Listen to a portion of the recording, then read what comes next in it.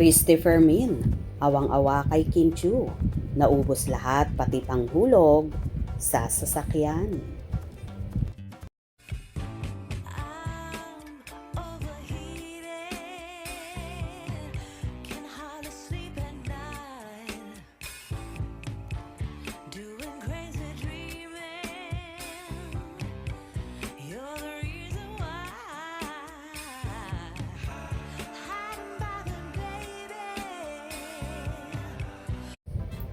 Awang-awa nga ang columnist at vlogger na si Christopher Min sa kapamilya actress na si Kim Chiu.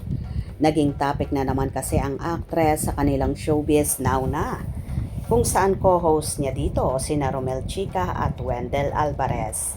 Ayon pa nga kay Christy na hindi naman lahat ng pag-aari at ginagamit ni Kimi ay cash na bibili, ang iba ay hulugan, kagaya na lang ng mga sasakyan. Ayon pa sa TV host na napabalita na rin daw ng dalaga na pati ang panghulog sa mga sasakyang ginagamit ng actress ay hindi nababayaran ng kanyang ate Lakam, kung saan siyang namamahala sa kanya at ipinagkakatiwala ng dalaga ang lahat ng financial at kinikita ng dalaga.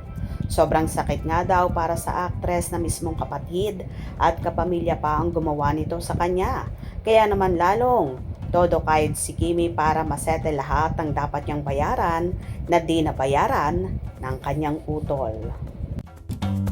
Gaano po katotoo? Hindi naman po kasi bumibili si Kim Chiu ng lahat ng kanyang mga propiedad in cash. Oo naman. Pwede sasakyan, bahay, o iba pang mga mamahaling kagamitan na hindi naman niya cash na binibili. At kay Lakam, di ba siya nakakaalam ng lahat ng gastos? Oo, siyempre siya ang parang siyang namamahal. siyang namamahal. Katotoo na pati yun ay napansin ni Kim na hindi pala nababayaran yung mga hulugan niyang kinukuha.